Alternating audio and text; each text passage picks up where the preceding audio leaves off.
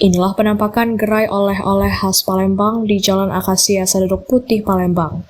Pempek crispy hasil inovasi Raden Ayu Anissa, pelaku UMKM di Palembang yang memproduksi pempek dengan tekstur renyah dan tahan lama.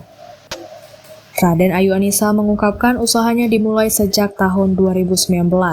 Ia melihat selama ini pempek crispy cepat melempam setelah digoreng dan disajikan.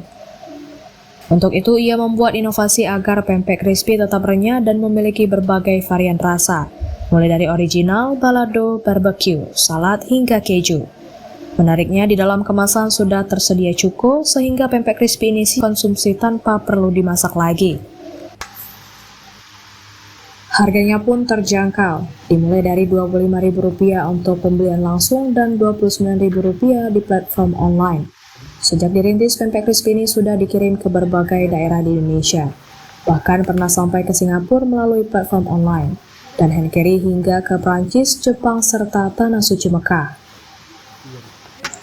Dalam sehari, Raden Ayu Anissa bisa memproduksi hingga 100 pieces kecil pempek crispy. Namun di tengah perjalanan usahanya, ia mengaku sering mengalami kendala, terutama harga bahan baku ikan yang sering berfluktuasi dan sulitnya mendapatkan tenaga kerja yang tetap. Untuk mempertahankan kualitas dan kuantitas produknya, Raden Ayu Anissa berencana bekerja sama dengan SMK agar siswa bisa belajar sekaligus membantu produksi. Saat ini pempek crispy sudah masuk di berbagai supermarket dan toko oleh-oleh di Palembang, sehingga melek produk digital perbankan sangat membantu UMKM untuk naik kelas. Untuk sistem pembayaran, Raden Ayu Anissa menggunakan BRI dan Kris agar lebih mudah dan aman dalam setiap transaksi. Pelanggan pun merasa nyaman dan puas dengan produk dan pelayanan gerai pempek rumahan ini. Kalau untuk BRI kita alhamdulillah selama pemakaiannya cepat ya, dia kirim langsung masuk gitu. Kalau untuk pembelian gitu, terus kita langsung bisa melihat record dari setiap transaksi, jadi aman. Rasanya enak, mantap.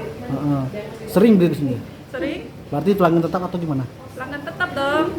Raden Ayu Anissa berpesan kepada anak muda untuk jangan takut memulai usaha meski dengan modal terbatas. Mulai dulu saja, alat bisa kita cari, modal bisa dari reseller, yang terpenting fokus dan konsisten dengan tujuan hidup kita.